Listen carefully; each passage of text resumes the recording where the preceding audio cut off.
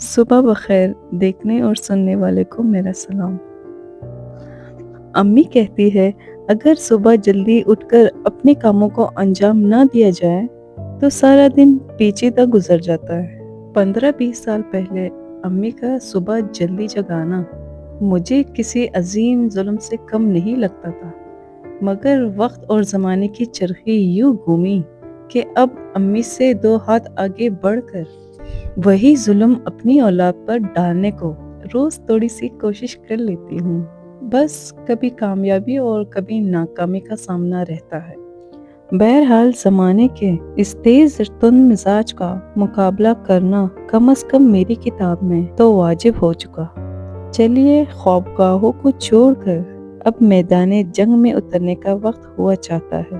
سب سے پہلے دھول مٹی سے نبرد آزما ہو کر پورے جسم کا وارم اپ ضروری ہے۔ ویسے جسم کے ساتھ ساتھ یہ ہم خواتین کے ذہنوں پر قابض صفائی نامی جن کے ساتھ 2 ہاتھ کرنا بھی نہایت اہم ہوتا ہے۔ اس محاذ پر میں تو روز تقریباً اکیلے ہی فتح یاب ہوتی ہوں۔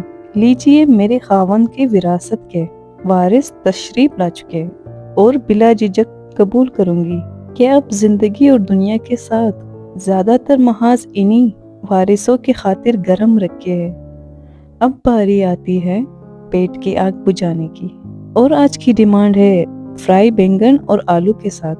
آپ شاید سوچ رہے ہو کہ آگ والی بات کچھ سخت تھی تو کیا کروں؟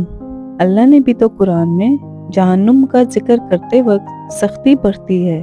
ویسے آپ خود بتائیں، کیا ہمارا پیٹ کسی جہنم سے کم ہے؟ جس طرح دوزخ گناہگاروں سے نہیں بھرے گی اور اللہ سے کہے گی کیا اور مزید گنہگار ہے، تو بالکل سیم ٹو سیم ہمارا پیٹ بھی ہر کچھ دیر بعد ہم سے پوچھتا ہے کہ کیا کچھ کھانے کو ہے۔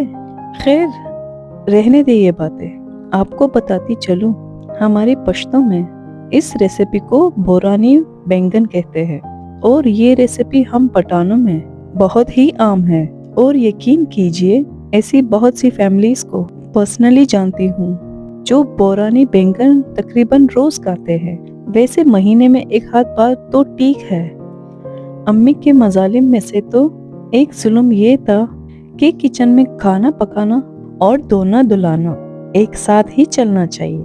لگے ہاتھوں ہلکا پھلکا صفائی کا تڑکا بھی ہو تو مزہ ہی آ جائے۔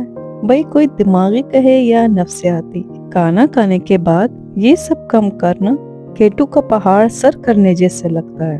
اس لیے کوشش یہی رہتی ہے کہ کھانے سے پہلے جتنا ہی ہو سکے کچن سمیٹ لیا جائے، اور پھر سکون کے ساتھ بورانی بینگن بمائے دہی نوش کیا جائے۔